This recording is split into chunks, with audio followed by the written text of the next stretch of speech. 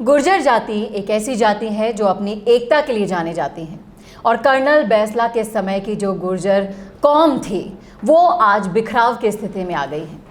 विजय बैसला को जब से इसकी कमान सौंपी गई है और यहाँ पर आप देखिए जहाँ पर राजनीति में गुर्जर ही गुर्जर के दुश्मन बन बैठे हैं, जिसका ताज़ा एग्जाम्पल अभी सोशल मीडिया पर विजय बैसला और इंद्रराज गुर्जर की लड़ाई के रूप में हम देख सकते हैं।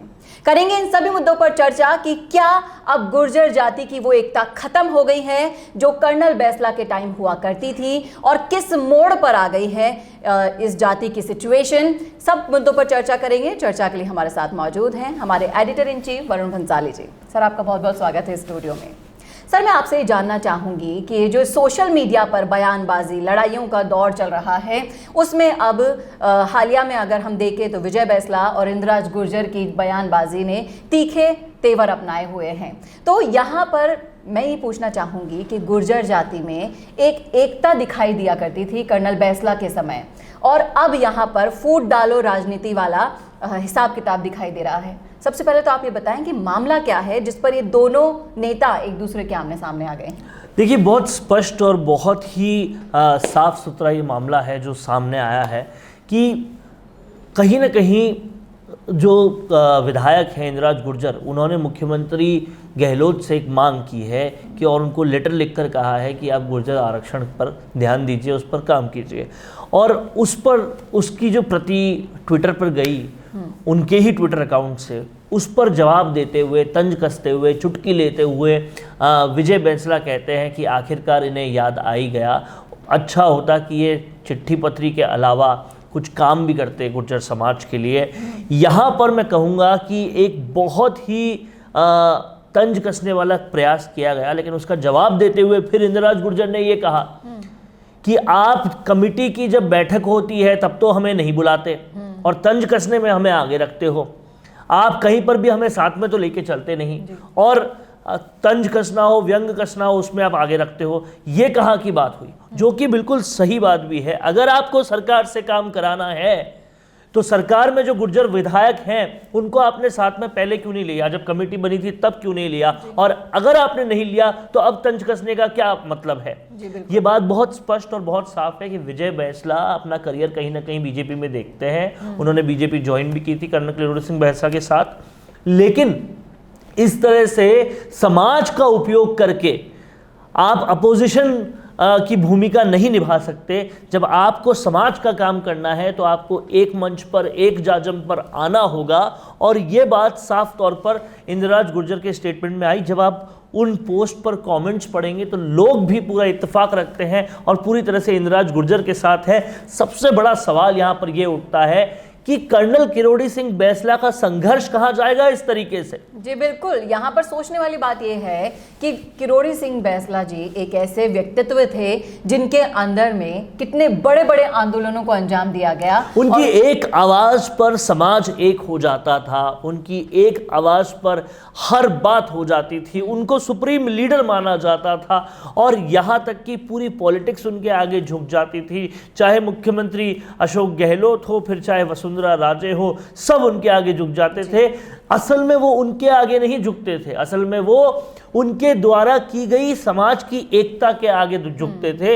लेकिन अब वो कहीं पर भी नजर नहीं आती। आपको याद होगा जब कर्नल किरोड़ी सिंह बैसला का आखिरी समय था या आखिरी आंदोलन था, तब हिम्मत सिंह गुर्जर भी सामने आए थे, वो भी अलग से आंदोलन कर रहे थे। लेकिन वो फूट भी उस वक्त थी, पर वो फूट इतनी बड़ी तौर पे कभी नहीं दिखी थी क्योंकि लोग अपना supreme leader colonel Kirori Singh Bainsla को मानते थे। जी बिल्कुल। लेकिन विजय बैसला ने आकर यहाँ पर वो पूरे आंदोलन की खुद ही मटिया मेल कर दी है जब वो गुर्जर विधायकों से लड़ते हुए नजर आ रहे हैं, सिर्फ इसलिए कि वो बीजेपी में और इंद्रराज गुर्जर कांग्रेस में। यहाँ आप समाज को एज ए टूल नहीं बना सकते अपनी राजनीति के लिए। जी बिल्कुल सही कहा आपने। और इसके अलावा इसमें से मैं आप ये क्वेश्चन और पूछना चाहूँगी कि जैसे कि आप राजनीति में हैं, जाति में भी आप अलग अलग पार्टियों में होते हैं, लेकिन जाति का जो सपोर्ट होता है वो एक होना चाहिए।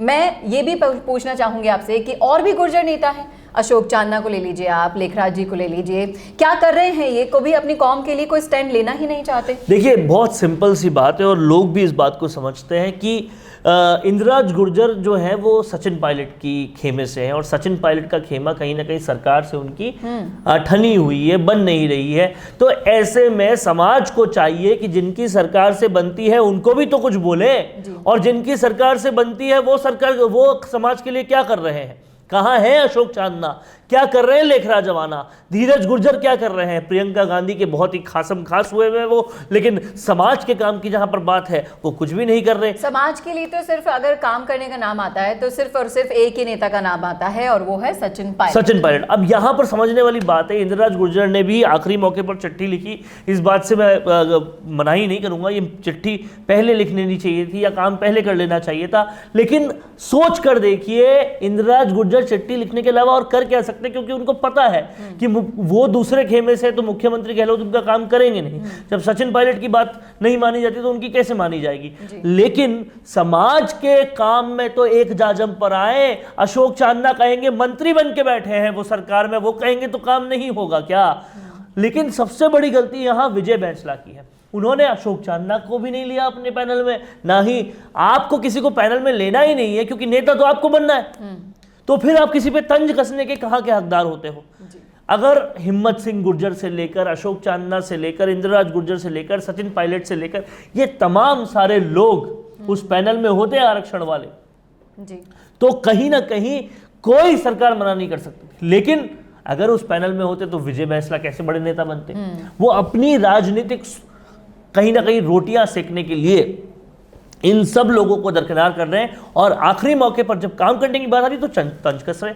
जी, यहाँ पर सोचने वाली बात यह है कि उनके पिता जो पूरे समाज को एक रखते थे, एक धागे में उन्होंने पिरो रखा था, उसी पिता के बेटे होने के बावजूद वो अपने समाज में खुद अपने हाथों से बिखराव कर रहे हैं, सिर्फ और सिर्फ किस लिए, सत्ता में रहने के लिए। और उन्हें ये भी पता है कि विजय बैंसला को अगर वोट मिलेंगे तो जातिगत आधार पे ही मिलेंगे।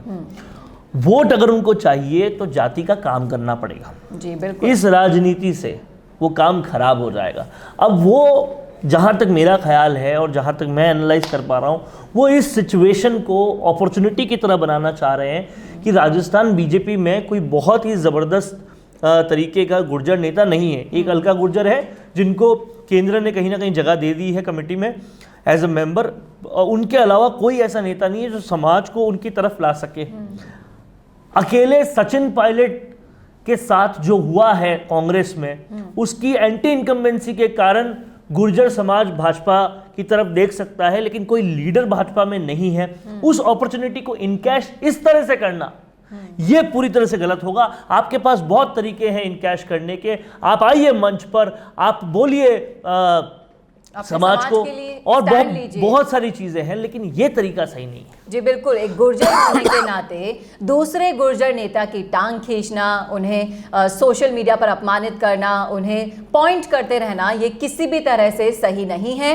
अगर आप एक सच्चे गुर्जर नेता हैं तो अपनी कौम को साथ लेकर चलिए। मैं कह रहा हूं फिर क्या अंतर रह गया, आप इस बात को समझिए। उस जाट समाज में जहां हनुमान बेनीवाल को नहीं बुलाया गया, निर्मल चौधरी को नहीं बुलाया गया, पूरा बिखराव रह रहा है, अब उसमें और गुर्जर समाज में क्या अंतर रह गया। बिखराव यहां पर भी नजर आ रहा है, एकता कहीं पर भी नहीं दिख रही। तो ऐसे में आपकी अनेकता जो है वो आप ही का नुकसान करेगी, ये बात समझनी पड़ेगी। और अगर ये अनेकता समाज को दिखेगी तो वो आपको कभी एक बड़ा नेता नहीं मानेंगे जैसे आपके पिताजी को माना करते थे।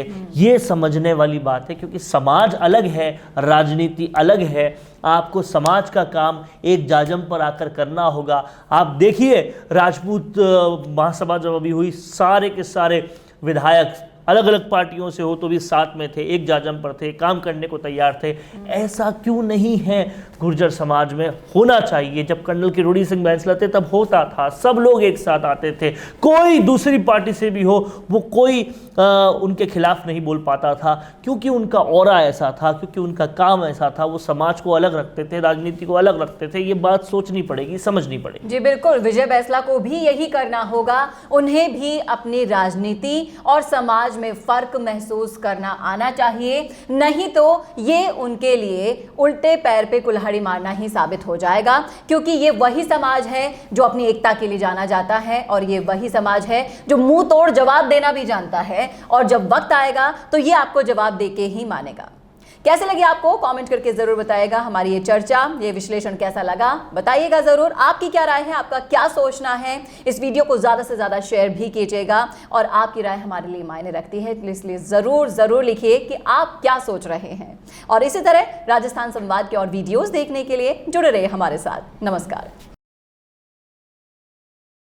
और उस टिकट से जीतकर नेता बनने का भी इच्छा रखते हैं, लेकिन प्रचार के लिए अभी भी वार त्योहार के पोस्टर बनाने का पुराना तरीका ही अपना रहे हैं। राजनीतिक प्रचार के लिए पोस्टर हुआ पुराना, वीडियो इंटरव्यू का है जमाना। राम मीडिया वर्क्स आपकी राजनीतिक प्रोफाइल को पावरफुल बनाने के लिए लाए हैं स्पेशल डिजिटल पैकेज, जहां प्रदेश के लाखों सब्सक्राइबर्स वाले डिजिटल चैनल के रिपोर्टर, कैमरामैन लेंगे आपका इंटरव्यू। और वो उन चैनल्स पर प्रसारित होगा जिन्हें पहले से लाखों लोग सब्सक्राइब किए हुए हैं और जिनके करोड़ों में व्यूज है। तो छोड़िए पुराने तरीके, अपने इंटरव्यू, कैंपेन्स और इवेंट को कीजिए जमे जमाए चैनल्स के जरिए वायरल। ज्यादा जानकारी के लिए नीचे दिए हुए लिंक पर क्लिक कीजिए।